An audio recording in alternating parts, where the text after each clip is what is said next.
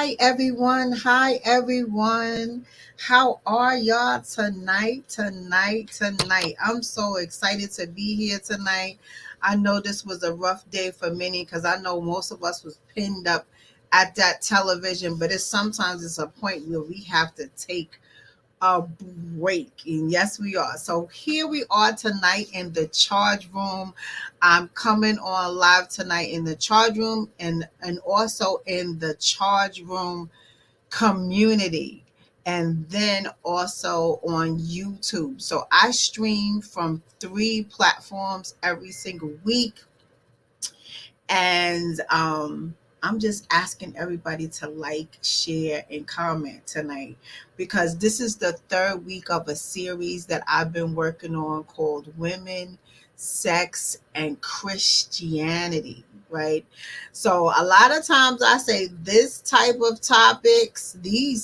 topics, they're like taboo in the church community. Nobody wants to talk about them. No one wants to talk about women, sex, and Christianity all in one sentence, right? Nobody wants to talk about the things that go on behind the scenes that is like the elephant in the room. Nobody wants to talk about that, right?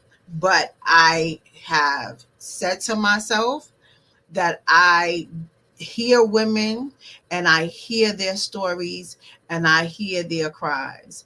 And one thing, there's the worst thing that can be watched is to have a woman suffering. Women are the backbone of the nation. I don't care what nobody says. Women are the backbone of the nation, the backbone of a family, the backbone of a household, the backbone of a community. A woman is there. You can call out any woman's name and you will definitely attest that a woman started you this, showed you that, paved the way for this. But check this out. There's so many women suffering in silence. And I said, check this out. I'm tired of women suffering in silence. Especially in a church where the church is supposed to be like a hospital. A church is supposed to be a place that you can come and get relief and be restored. But we have to sit in tears or sit behind our smiles and still aching, still hurting. Why does that have to happen in church? Because you're scared to say how you feel. You're scared to show someone how you feel for fear of somebody else talking about you, for fear of showing your vulnerability and somebody taking advantage of your vulnerability, for fear of you are in a leadership role and you don't want the saints of the church to know that you're human too. Check this out. No more. No more. So tonight, the first week we talked about being single and celibate, practicing celibacy. I know it's hard. But to be on a road to work towards it, to be on a road to be like Christ-like, right? Then last week I spoke about women with the title and married in the church. And when I spoke about that, again, interviewing women, hearing their stories of how if they're unequally yoked, it's a challenge in the marriage. And if it's a challenge in the marriage, it's hard to grow and develop in the church because you're sometimes stretched between two worlds, and then you're battling good and evil every single day because the person that you live with could also be your enemy. And then there was some women that were married to someone that was of the same yoke, where they're supported on every level in the church and outside of the church, as well as within their marriage, raising their families and building businesses. It goes both ways. But either way, in between the scope, there are women that need help in any area. but they can't speak about it. They're afraid to talk about it. They're hiding behind any issues or concerns that they have for fear of embarrassment, for fear of people talking about them. But today, this week, we are talking about married to a title. And I just want to say, pull up a chair, have a listen, cross your legs, have a nice hot beverage, get a notepad, get a pen, take some copious notes tonight because life is not easy. But every week, I promise to bring forth something to give you thought provoking questions so you can get some type of suggestions and some answers. Relief is here, but we have to pay attention. We have to take a look inside of self.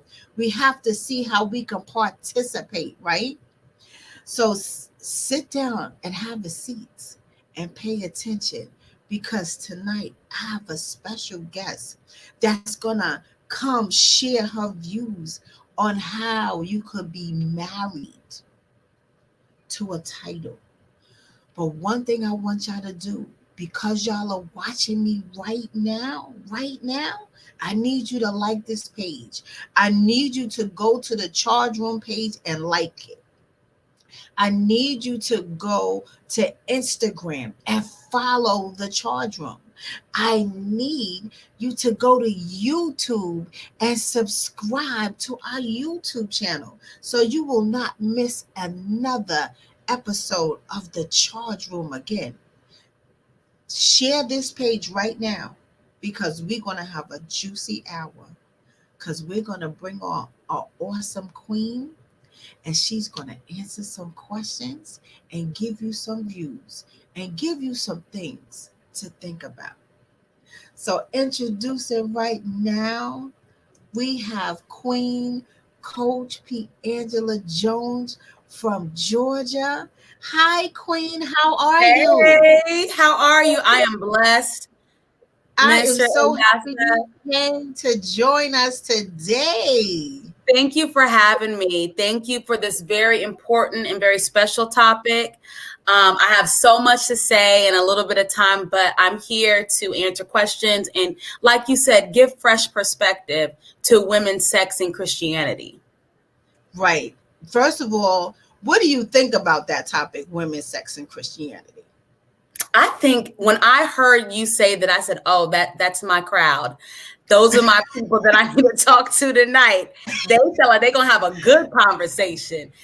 This is before I knew I was gonna be a speaker. I was like, "Well, I just need to tune into that because that sounds like it's right up my alley." Because I'm a woman, I have sex, and Christianity is my faith, so I'm all up in that genre. That was my first thought. But my Yes. second thought, it honestly, I started to think about all the things that means and all the people who have gotten lost, all the women who have been demonized, all of the relationships that have been broken, all of the marriages that have ended in divorce because of the topic of women, sex, and Christianity. Yeah. Right. So again, like I was saying, the week before last, I talked about women, single women, and practicing celibacy, learning how to practice celibacy, learning how to get closer to God, to lean on God, to try God, to know God for yourself, to allow Him to elevate you to a place where you can practice to become celibate, to wait for your king, because God promised us a mate. God made us women because a man needed a mate. God didn't create us to be by ourselves, to be alone, right? And then last week again, I spoke about women that have titles in the church and are married to a person that does not have a title in the church, and what challenges or benefits can happen in that marriage. So today, as I bring you on, because I know you and your husband have titles in the church. So my initial first question is, how does having a title in the church benefit your marriage union? Well, let me first be honest, Ilyasa. When I was a young minister, I rejected having a title. I was one of those people that was anti-title. I don't need a title to do what God called me to do. God called me to do this. I've been doing it for years. So this is my 20th year of ministry. I've been in ministry for 20 years in 2021. And when I first got started, my first ministry was the Lost and Found ministry because my pastor told me I could not handle people yet. I had to learn how to minister over things. And so I have a very different perspective on ministry. I really respect the offices and I respect the people in the office. And then after all of that, I respect the title because the title is just words added onto the person and to the character. Correct. And so, yes, my husband and I have titles, but it was time for me to get ordained and I was approached to be ordained, initially I rejected it because I did not want what I saw going on in the church with people in titles. But lo and behold, I was encouraged, and thankfully so, to take my rightful title as an ordained minister. Then I ended up, after that, getting married, and my husband was ordained as an evangelist. So to answer your question, how do I feel about that, or how was that like? That's a very loaded question because there's different facets of that when it comes to being married. But I guess my full answer to the question is, people with titles in the church that are married are people who are married. We're regular people with regular issues, with regular love and regular kids, with regular American lives that just so happen to have taken their call seriously and moved in the direction of becoming ordained. Right. And I totally agree with you, but you said some key points here. When you first was approached with your title, you rejected it because of people in titles in the church. What does that mean? What did that mean for you, I should say? For me, I saw a lot of cattiness amongst women. I saw a lot of using when it came to women. I saw a lot of people walking around as if they were better than others amongst people in general, not just women, men and women. And I didn't want to be a part of that. I just wanted to honor God with the gift that he gave me. And in my opinion, at that time, I was younger. I said, people with titles seem like a little, like they think they're better than people, or they think that there's something because they have that title. I don't feel that way, so I don't need a title. I totally understand. I totally understand. Yeah. So, okay, so then and then you made a nice statement to state, people in church with a title that are married, they're just regular married people. That's a couple that have families and children, and want to raise their families to be great. Even with that, so I've noticed and interviewed a few women also that's married with titles or their husbands, where they felt that they are unable to allow themselves to feel or express feeling or concern about anything that they may have been going through, almost as if they were, not to say perfect, but placed in an area that nothing happens to them because they're quote unquote leadership in the church, because they have a ring, a title, and they're supposed to look a certain way, or people just place them in a category where they're almost untouchable. So when it comes to feeling, they can't come down to feel regular peacefully and respectfully and honestly, because of the way they think other people perceive them. And So not only the way they think they're perceived, the way they're told people will perceive you. So right. I remember there were times, Ilyasah, that I was in a ministry training class and they were like, if you have a personal issue going on between you and your spouse, come to someone in the upper level ministry. Don't let people know, because you don't want to confuse the people and make them think that, you can't be trusted with wisdom and information. And to a certain extent, I understand that protocol. Even, when you think about higher up in your company, in corporate America, you don't know all the things that are going on in the executive vice president and president's offices. You get a memo and you find out what's going on, and business is conducted as usual, because that keeps order. So I understand the protocol of not letting everybody who you are serving in a ministerial role knowing all of the minute details of your business. I do understand that.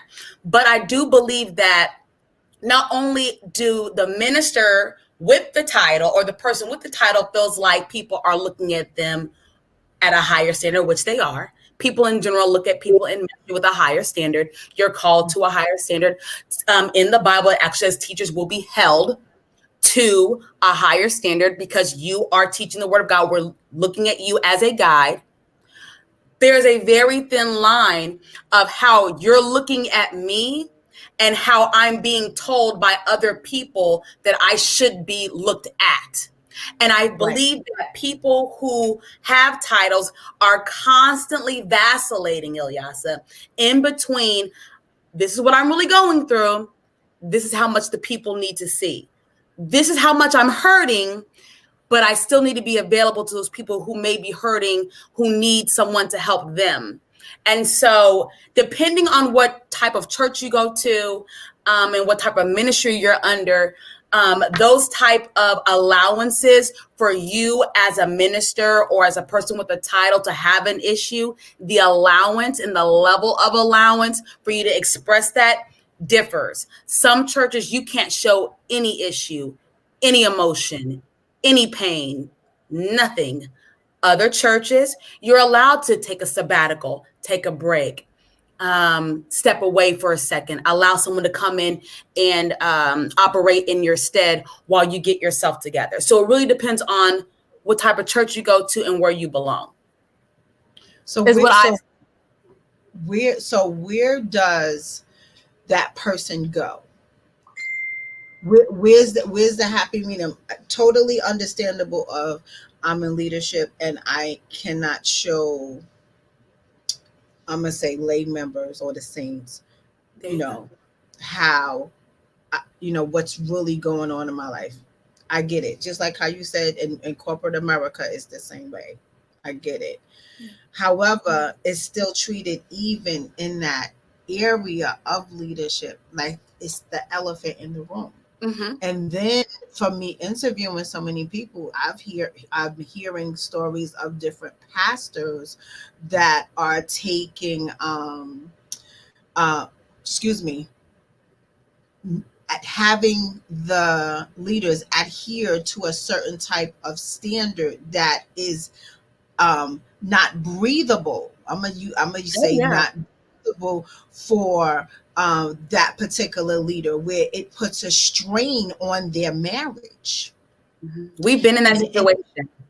It puts a strain on that marriage, and again, and then it's the people, I'm gonna say the male figures that will take the women, take advantage of the women and take them for granted, or lead them on to maybe sexual advantage or even sexual exploitation that leaves the woman in a hole, naked by herself in the middle of a highway. Mm-hmm. Like, how could one move forward to get relieved of that pain? Who should that person run to? Because The church is supposed to be a hospital. Is you supposed to get relief here? And if everything is going against what that is, where would they go? Where should they go? What should they do? Well, let me say this. All of those scenarios that you painted, I've been in all of those situations. From a strained marriage to me just as a woman feeling sexually, I won't say exploited, but the option was there. The option was on the table that this could go a different way. Right. I'll say that. And when you're in that situation, you feel like there's no one to go to. Right. You feel like there's nowhere to go. You feel like your calling is on the line. You feel like your relationship with God is in the balances. You feel like if I don't do this, I could lose what I have, what I've strived for, what I've worked for, what I've invested in, what God said about me, what I fought so hard to believe about myself. Because before I even got into the church, people were telling me what I wasn't and what I could never do. Now I'm here and I'm experiencing this. So to answer your question, I'd have to take it a step back before I tell you where you can go. You have to believe that you can go. And for me, that's the bigger issue when it comes to women's sex and the church and feeling obligated. I had to divorce the concept of obligation to the church and realize that I am still called by God, even if I'm not obligated by the church. That is two separate entities, and that is my choice as a woman to make. And just because I divorced the congregation does not mean that God is leaving me. God said he will never leave me. Nothing can separate him and I.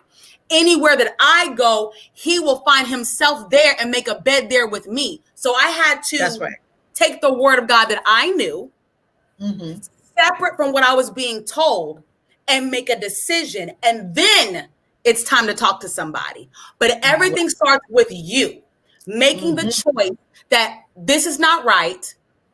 God does not want me doing this. And there's something wrong. And I need to make a decision on my value and worth as a woman and as a human. I can't do this anymore. Then let's talk about going to talk to a family member, a trusted friend, somebody outside of the church. Someone that you can trust outside of that congregation. Sometimes it's somebody within the congregation that you've known for a long time that you know is in the church, but they not all into the culture.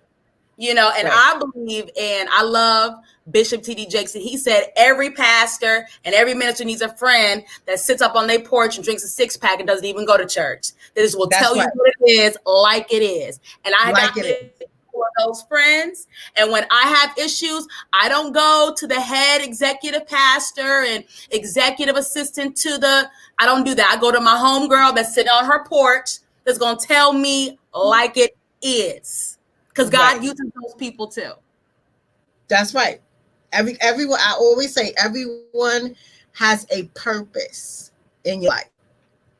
Everyone has a purpose, but you have to identify who benefits what purpose at what specific time. That's right.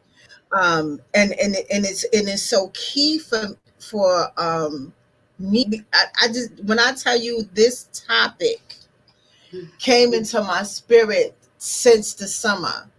And I just said, Lord, just pour into me. Just pour into me, because me being a single woman practicing celibacy is extremely challenging, extremely challenging. And they'll say, the older you get older, the feeling goes away. No, it doesn't. No, it don't. No, it doesn't. So I beg to differ with women who say, oh, I've been there, did that. Baby, no, that is not the case. So can I tell a story for you? Yes. Let me tell a story about celibacy. Those of you all that don't know me, my name is Coach P. Angela Jones, and I and my husband, we are the owners of the Morning Dew Coaching Boutique, which is a marriage coaching business and ministry. And so I coach couples and those who desire to be married for a living. So some of this is coming from a professional place, but I'm going to get just raw with you. Y'all get to know me. I just tell my business, because what I'm not going to do is have you spreading my business out there. I'm just going to tell you. So, when before I met my husband, the relationship, church best friend, we're best friends and we do all our ministry stuff together. That relationship was before my husband. I was in a period of a 3-year celibacy. So this is before I got with my husband, but I was in this fake, we read our Bibles together relationship with somebody in the church who was also a leader. That at the time I trusted to be the person to walk with me in celibacy. And this is what I'm doing. You know who I am. We serve God together. I trust you. So I was in that phase of my life, and being celibate is very difficult, because just because you choose not to have sex does not mean that your body stops wanting to have sex. Right. Does not mean that your eyes stop seeing sexual things. Does not mean that you don't feel sexy when you put things on and you want that attention from someone who looks at you and sees you to be sexy. Those things don't go away. The only thing that changes is that you're making a willful decision not to do something. That's it. And so I made a willful decision for those years that I was going to walk into celibacy until I met my husband. In between that time, I was best friend, putting myself, and I'm saying this because I know that's a common thing that happens in the church. You find you a male friend. He's nice. He's kind. I had kids out of wedlock. I had a whole bunch of them. And he was kind to my kids. He was nice to my kids. He would come over. Nothing would happen. He would cook. I would cook for him.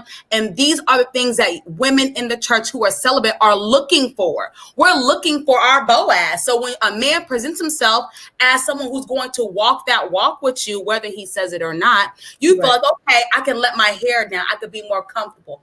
Well, ladies, long story short, I let my hair down and I ended up breaking my celibacy with that man, thinking that, okay, oh my God, this is a horrible thing, but this is my best friend in the church. He understands me. He knows me. Little did I know, I was just a number on a piece of paper. I was just a tally, a tick on a tally sheet. And I ended up reaching my beautiful 3 years of celibacy with a man that was just literally waiting years to mark me off of a list. Right. So I say that to say that I have a lot of compassion on women in the church. And to go back to your other question, you need to find someone that doesn't look at you like a Jezebel, that doesn't look at you like a woman scorned, does not look at you like a hoe in the church, does not look at you like somebody trying to take someone's man. Just because you're single doesn't mean you're trying to take somebody's husband.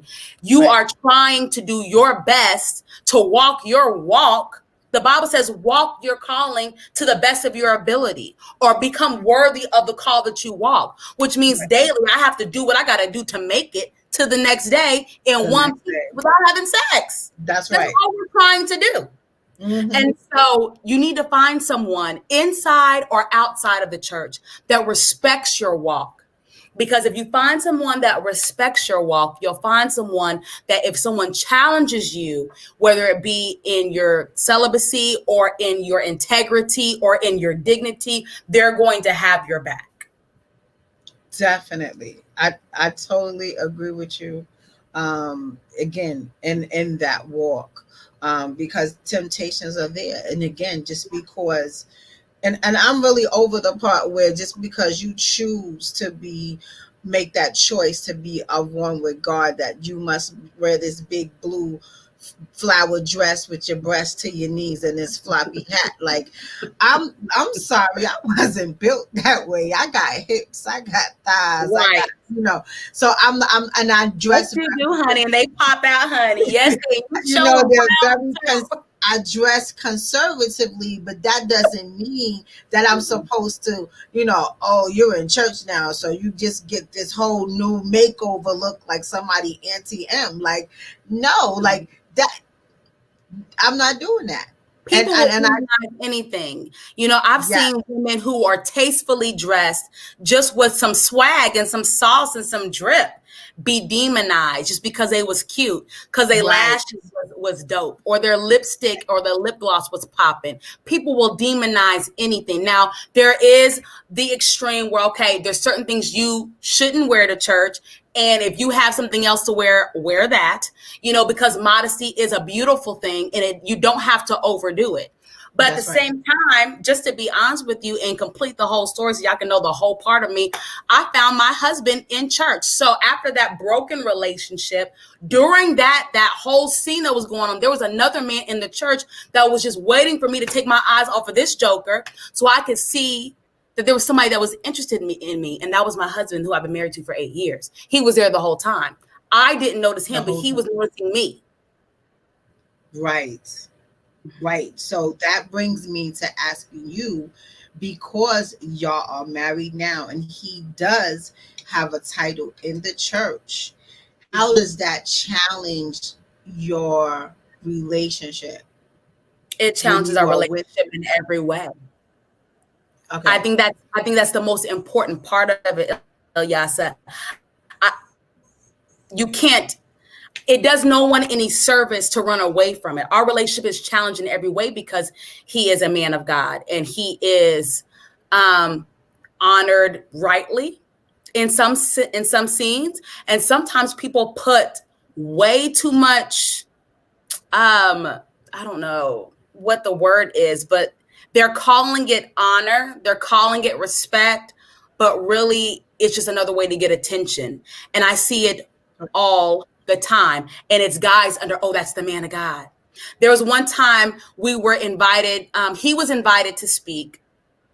And I accompanied him because we do things together. And we're just that kind of couple where we support each other. Even if it's his ministry event or my ministry event, we go together. So we attended this event. And we walked up to the booth. He said, I'm a keynote speaker. I'm a speaker. And they were like, oh, well, she needs to leave. She needs to go. And they just, I don't know, kind of treated me like a groupie and really upset my husband. See, my husband is one of those weird kind of guys. He does not like that kind of stuff. Some men, for a little bit, they kind of like that attention and they're kind of like, this comes with the territory. My husband's not like that. My husband's like a bulldog about me. So anybody that disrespects me, his intelligence just immediately goes up.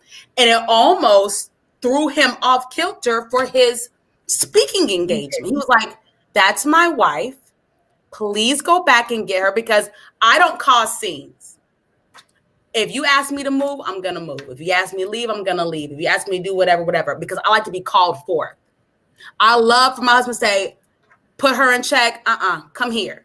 So, and I knew he was going to do that. So I don't have to cause a scene because God just gave me the type of husband that will shut the whole city down. So he was like, that's my wife. Bring her back over here. Sit her where she needs to be sat next to me. And then I will proceed and do whatever you ask me to do. Right. And they were like, oh, clutching pearls and this old, I won't name the denomination church. And, we're so sorry, Evangelist Jones. Oh, God. And he was just like, come on, baby, let's go. I was like, okay. And it's a mentality that you have to go into it with. Your relationship will be challenged in every way. The enemy is looking for opportunities to challenge your marriage, whether you're in the church or not. So the church is the prime place, contrary to public opinion, where the devil loves to rule and reign and be all up in the seats and the pews and behind the pews and in the baptism pool and all that kind of stuff. He can run all rampant through some churches. So I think that if you are a woman with the title, or you're dating a man with a title, or you know that you and your husband are about to get titles, or he's about to have a title, you need to prepare your mind that this could be and will be a reality for you. And you need to begin to discuss in a healthy way how we're going to handle it. Right. Mm-hmm. Right. Women have approached my husband sexually while we were inside the church.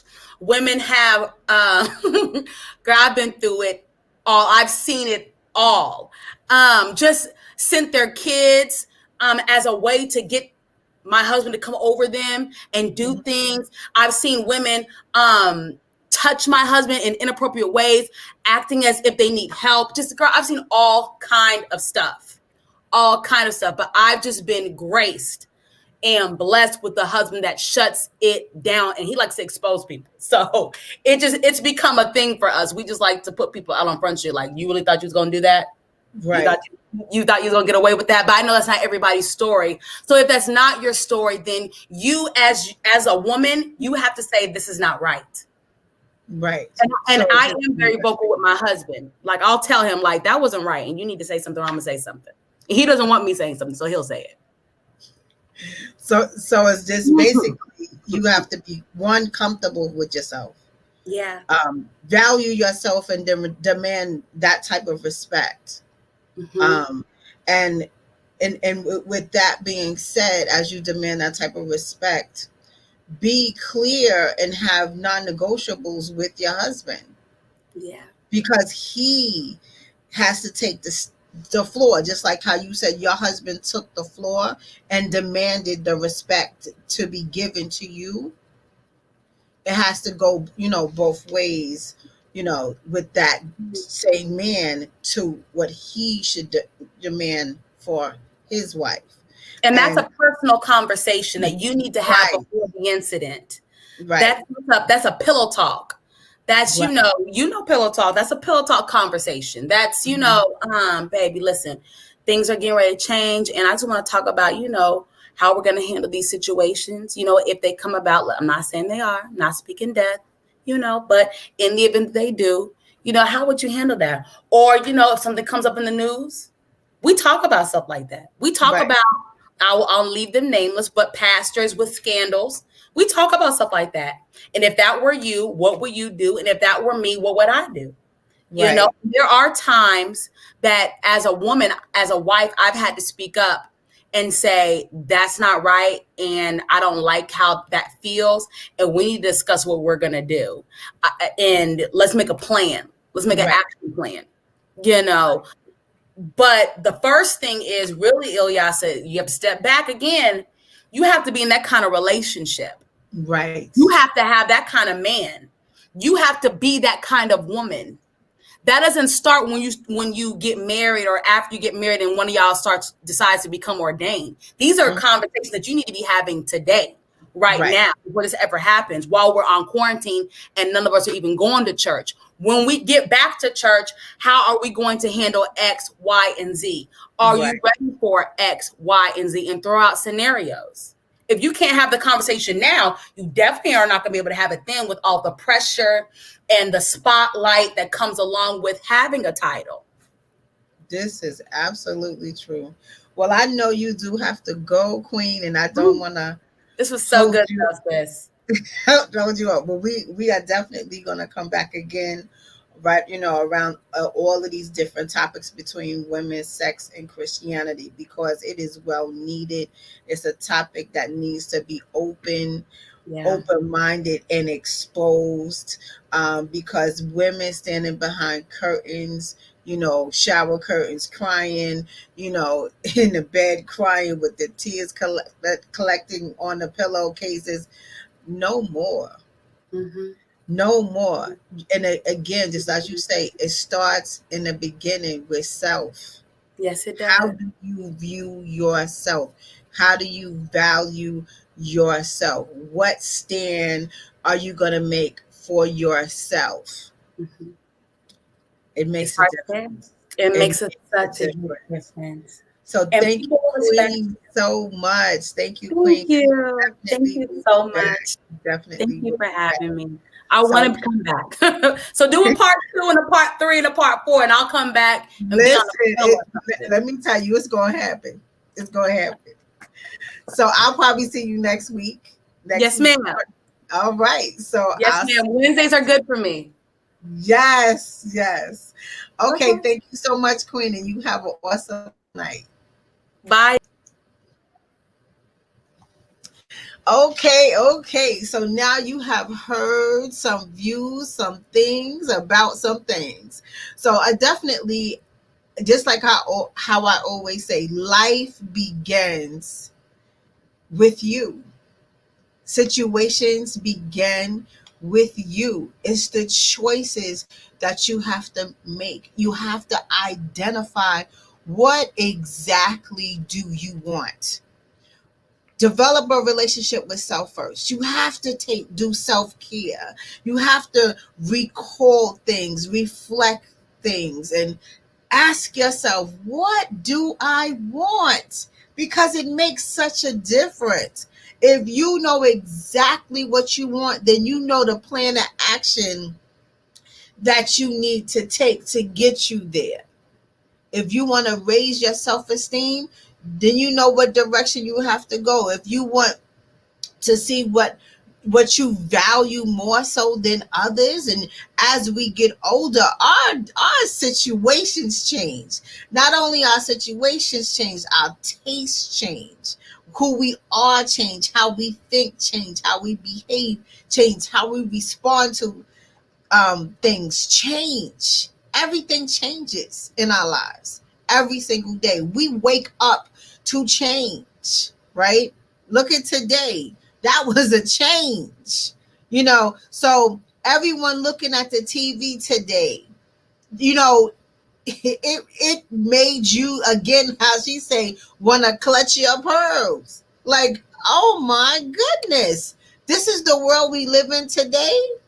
But you have to ask yourself, what is acceptable in your life? What is not acceptable in your life? Have some non negotiables, have boundaries. And if you are this way, your partner, in choosing a partner, will become easier, that you can have these good conversations, because everything works based on a conversation. You got to talk. You got to have these talks. You can't say, oh, I don't want to hurt his feelings, or oh, I don't want to hurt her feelings, but I really feel like this. Sometimes it's just your approach. Just change your approach. Hear your partner. Hear their heart when they speak. Ask thought-provoking questions and be ready for the answer. Don't run because you think that a person is not going to like something, and being that they don't like something, y'all will be at odds. It's okay to disagree. Meet each other in the middle, compromise, but hear each other. Hear each other from your hearts. Life is just not easy. It just takes work. And you can't be scared of work. You can't be scared of process. You can't run away from process. Everything in life is a process. Everything. How we think, how we feel, how we move. It's a process. And we can minimize what we go through if we just take our time and begin with self. So I just want to thank everybody for coming on. And again, I just have a few announcements. Every Sunday, I am on iHeartRadio at 12:30 p.m. Eastern Standard Time. I am on there every Sunday to present to you the Charge Room Show. I had an awesome time last Sunday with the men from the men's locker room. They are amazing. When I tell you, every week they get better and better and better, because again, everything is a process. As we speak on different topics and we give our views, you have to become open minded to hear a person as they speak, receive their information, and then ask another question again. So yes, begin with yourself. When you have two or more people in your room, you got to be open minded. You got to listen to other people's views, and then you could take it or leave it. You don't have to agree. It's okay to disagree, but you could also disagree in love. You don't have to disagree in anger. You don't have to be mad at each other because you disagree. You just don't. Everything can end in love. Have love in your heart. So it's yes, I'll be on every Sunday at iHeartRadio. So tune in, share it with your friends. I ask again everyone to share this platform every week, every Wednesday for Queens Must Wear Crowns, the men's platform every Thursday at 7 p.m. Eastern Standard Time. Where's My King? Hashtag the men's locker room. Again, we are also on YouTube. Subscribe to our YouTube channel. Watch all the shows that we completed since August because we had some doozy topics. When I tell you, it'll definitely keep your mind on a thought provoking process, right? So I am Ilyasa Simpson, and I thank you so much for coming on tonight for our series and our segments of women, sex, and Christianity. So next week, I'm going to do one more topic of it, and then we're going to close and on this particular topic, and then I'm going to start my workshops for anybody who wants to become involved in taking the time out to begin their process of healing through women's sex and Christianity. So this is the top of the year, the first episode of Queens Must Wear Crowns for the top of the year. This is 2021, and we are going to have an awesome year because I'm already claiming it. So yes, again, thank you for stopping by. This is Ilyasa Simpson, CEO of the Charge Room, also known as Charge, also known as Coach Illy. And we're going to get to doing better things, being better people in many different strategic ways. So thank you so much for coming on. Awesome. Awesome.